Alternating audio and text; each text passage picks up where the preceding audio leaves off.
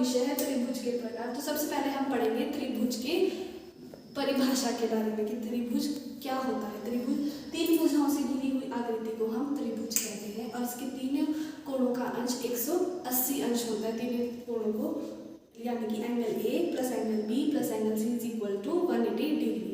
तो हमने पढ़ा है कि त्रिभुज के हम प्रकार पढ़ रहे हैं, तो यानी कि हमने इसे दो में वर्गीकृत किया गया है, एक भुजा के आधार पे और कोणों के आधार पे। तो हमारा सबसे पहले है भुजा के आधार पे, जो हम चार्ट से समझेंगे। तो अब सभी बच्चे ध्यान से देखेंगे त्रिभुज के प्रकार भुजा के आधार पर।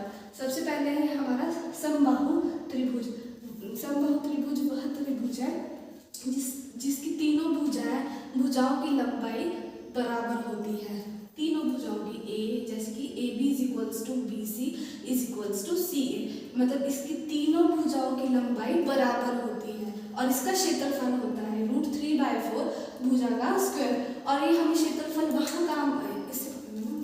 वहाँ काम आएगा जब हमें क्वेश्चन दिया होगा, हमें भुजा समबाहु त्रिभुज की भुजा की हमें दी होगी और हमें क्षेत्रफल निकालना होगा, तो हमारा ये फॉर्मूला वहाँ पे यूज होगा।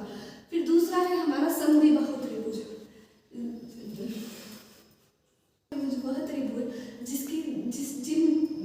जिसकी दो भुजाओं की लंबाई समान होगी, जैसे कि A B is equals to A C, मतलब इन दोनों की भुजाएं बराबर होगी।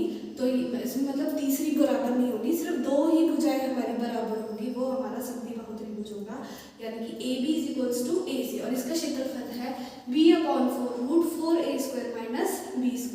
फिर तीसरा है हमारा विषमबाहु त्रिभुज।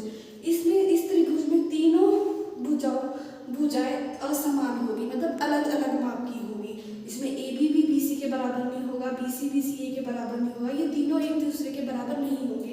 इन तीनों की लंबाई अलग अलग माप की होगी, उसे हम कहते हैं विषमबाहु त्रिभुज। और इसका क्षेत्रफल होता है √s s - a s - b और s - c।